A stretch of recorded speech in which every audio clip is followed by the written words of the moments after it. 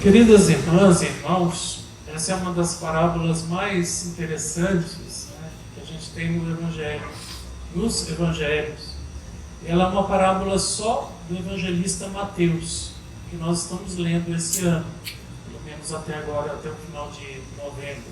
O calendário da igreja é diferente. E essa parábola, ela fala de um assunto que é a vinda do Senhor Jesus, a segunda vinda dele. Isso é um assunto relativo ao final dos tempos.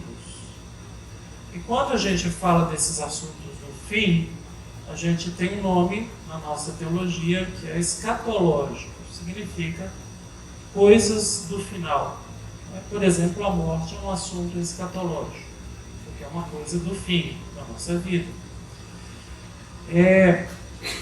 E quem escreveu, né, Mateus, provavelmente aquele discípulo Zaqueu, né, Mateus e a comunidade ali da Palestina estavam vivendo uma situação muito peculiar, eu diria incrivelmente coincidente com o tempo que a gente está vivendo agora. Os romanos entraram na Palestina e destruíram tudo, nos anos 70 depois de Cristo, mais ou menos na época da redação desse evangelho. Jogaram tudo no chão e destruíram o símbolo nacional, que é o Templo de Jerusalém. E de lá para cá, nós sabemos, o templo não foi mais construído. Tem lá um muro, chamado Muro das Lamentações, é o que sobrou do templo. E diante dessa destruição, o impacto na vida dos israelitas foi terrível, porque as previsões proféticas, né, era de que a cidade de Jerusalém e o templo de Jerusalém seria a morada de Deus. E a vinda do reino de Deus ia se consolidar nesse lugar. E os cristãos daquele tempo, eles ainda eram meio judeus. Tinham acabado de começar esse movimento de Jesus.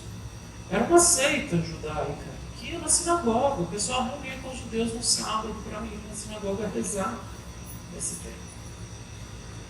É quando o templo é destruído que começa um movimento dentro do judaísmo para botar para fora tudo que eles considerassem como contaminado e diferente do judaísmo. É nesse momento que os cristãos são postos para fora, que a igreja nasce, a gente começa a andar com as próprias pernas. Mas mesmo para os cristãos que tinham a cabeça judaica, essa destruição foi um negócio assim de doido, né? Se Jesus vai voltar, né, o que vai sobrar aqui para ele reinar? Né? E começou a pulular no meio da comunidade a ideia de que Jesus estava demorando a voltar. E aí essa parábola é escrita por essas razões. E ela dá um recado muito claro para a gente, que eu já posso dizer de antemão. O recado é: fiquem preparados.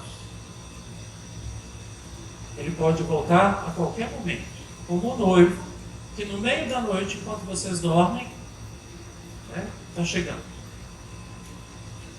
E aí entra essa imagem do casamento. As amigas da noiva vão fazer um cortejo, buscar a noiva e levar a noiva para a casa do noivo. Era celebrado assim no casamento judaico. Então, a gente chamaria as moças de damas de honra.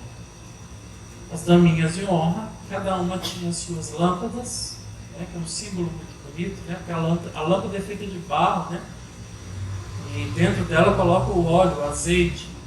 Né, é uma imagem daquilo que nós somos, o ser humano, né, feito de barro, onde Deus soprou na sua vida, né? O azeite lembra aí o Espírito Santo, o sopro de Deus sobre nós. Enfim, mas o fato é que 5 delas eram previdentes e 5 não eram previdentes.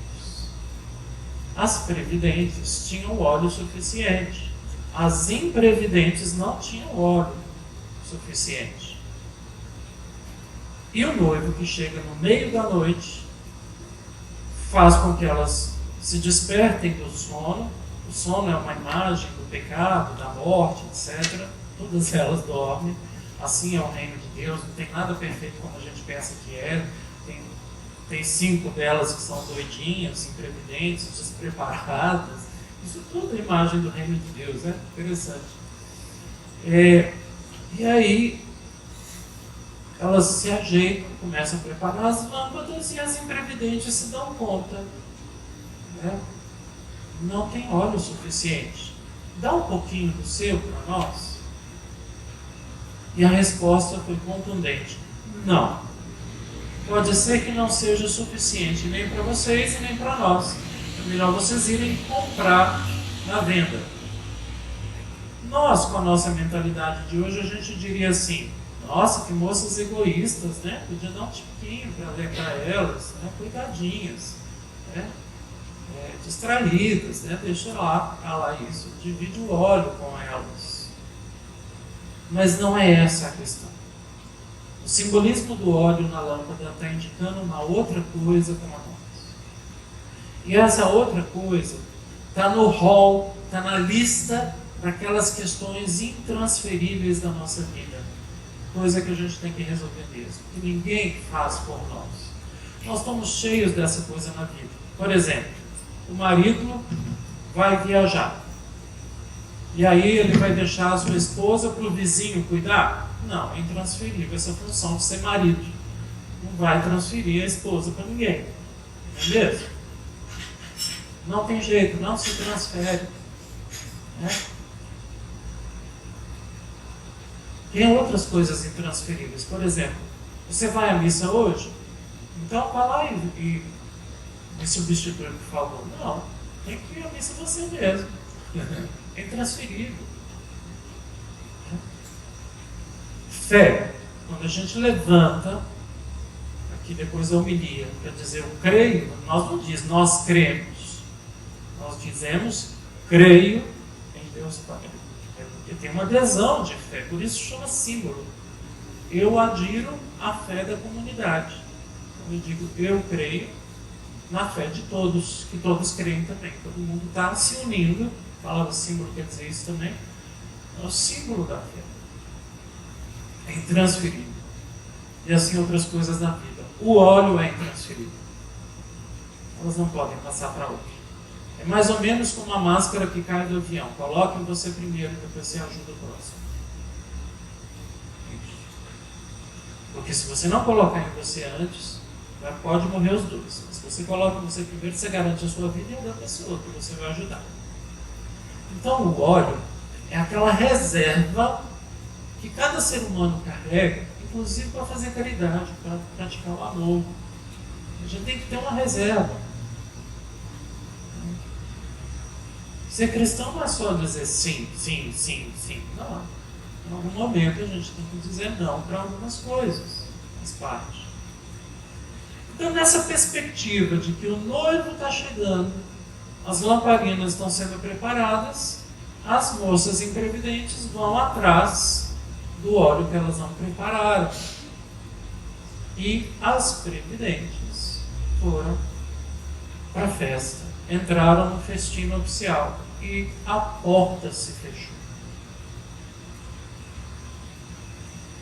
Então, essa imagem, ela é dada para essa comunidade que está lá olhando para o templo destruído, para Jerusalém destruída, e está falando assim: eu estou achando que ele nem vem. Estou achando que ele nem vem. Olha a situação. A situação está tão ruim, destruiu tudo, eu acho que Jesus nem volta mais. E aí começa a despontar no coração da comunidade uma coisa que Paulo fala na segunda leitura. Na carta aos Tessalonicenses, Paulo diz assim: eu quero falar uma coisa para vocês, para que vocês não fiquem tristes como aqueles que não têm esperança. Essa frase é preciosa. Quero falar uma coisa para que vocês não fiquem tristes como aqueles que não têm esperança. Então, para Paulo, ele tem razão, a esperança é uma coisa que dá alegria. Ter esperança na vida é fundamental. Então, o que essa comunidade, diante da tragédia que ela vive, ela está sendo chamada a reacender a esperança? Está tudo destruído, a coincidência com a Palestina agora é terrível, está tudo destruído e a gente tem que ter esperança, porque a única coisa que resta agora é a esperança. E quem tem esperança se põe a caminho. As noivas, as damas de honra que tinham a lamparina cheia de azeite, foram ao encontro da realização das suas expectativas, do seu desejo, da sua esperança.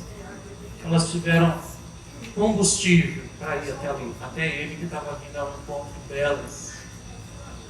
Então a comunidade, ela, para alcançar a chegada do noivo que é Cristo, ela precisa manter essa lamparina sempre abastecida. Então, os textos estão mostrando para a gente que tem uma meta, tem um lugar de partida, mas quais são os meios que Deus oferece para a gente? Aí a primeira leitura responde: meditar sobre a sabedoria. Meditar sobre a sabedoria, porque a sabedoria chega antes. Você vai levantar de madrugada, ela já vai estar sentada na tua porta. Se você meditar a noite adentro, ela vai te acompanhar. Nos caminhos, essa sabedoria vai ser sua companhia. E ela vai vir nos caminhos ao seu encontro. Por isso, antigamente tinha um modo de refletir Cristo, né? Era chamada cristologia sapiencial, que Jesus era identificado com essa sabedoria. Então, meditar sobre a sabedoria é o quê? Ouvir a palavra de Deus, escutar essa palavra, meditar sobre ela e deixar Deus, com a sua palavra, vir ao nosso encontro e fazer todo o esforço nosso para ir ao encontro dele também. E nesse encontro, permitir que o Espírito que ele nos dá encha os nossos corações com o seu azeite, para que nós reacendamos a esperança na nossa vida. Então, para nós hoje, que nós estamos na Palestina, mas eu vou voltar a isso, qual é a situação que a gente vive na vida, ou quais são as situações que a gente vive na vida que pede de nós azeite na nossa lamparina? Nós vivemos muitas situações. Aqui nós temos uma família que está vivendo, então, a separação de alguém, né, que certamente amavam e que era amado por ela. Essa separação que a gente chama morte é uma coisa que mexe e que balança mesmo a vida das pessoas. Pode ser uma doença, pode ser uma situação financeira, pode ser um dissabor em relação a uma relação que a gente teve, ou ainda está tendo, sei lá, uma briga com um amigo, uma amiga, esposa, namorada, sei lá o que. Mas acontece. Há coisas que fazem a nossa vida estremecer, como um templo destruído, uma cidade destruída, onde a gente olha para a gente e diz: não resta mais nada. E diante do não resta mais nada, o cristão escuta a voz de Deus pela boca de Paulo dizendo: eu não quero que vocês fiquem tristes como quem não tem esperança. Deus quer nos dar esperança. Ele quer acender em vocês, em mim, na nossa comunidade, essa força para a gente sair ao encontro dele, para a gente não ficar perdido no caminho, para a gente não saber o que fazer da vida. Deus quer dar essa esperança para nós. É por isso que Ele nos trouxe aqui. É por isso que Ele nos reúne aqui. Para falar ao coração da gente, dizer: deixa eu acender a sua chama. Deixa eu acender o seu coração. E quando a gente não consegue, né, é bom a gente olhar para quem sofre mais do que a gente. A gente sentir um pouquinho de vergonha e tomar prumo na vida, né? Mas bem. E aqui eu quero lembrar os palestinos. Para mim isso é um exemplo de esperança hoje. Famílias e famílias inteiras, andando no meio dos escombros, trilhando aquele caminho para o sul de Gaza, carregando seus filhinhos dentro de malas, malas abertas, claro, levando o que podem para ficar naquele portão, naquele lugar onde pode ser mais seguro, mas quem que explica um negócio desse senão a esperança?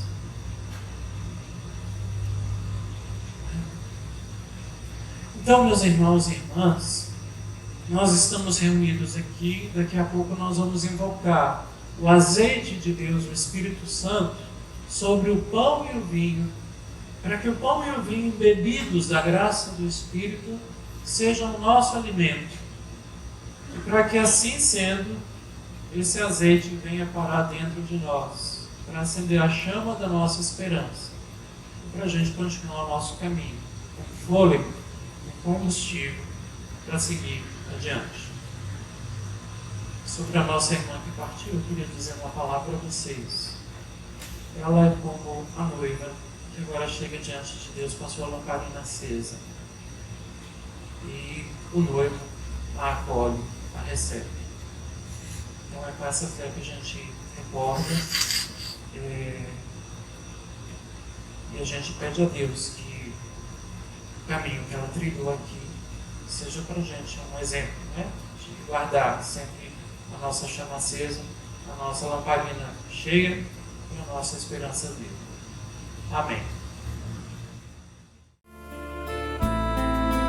É preciso ficar acordado para entrar no cortejo festivo.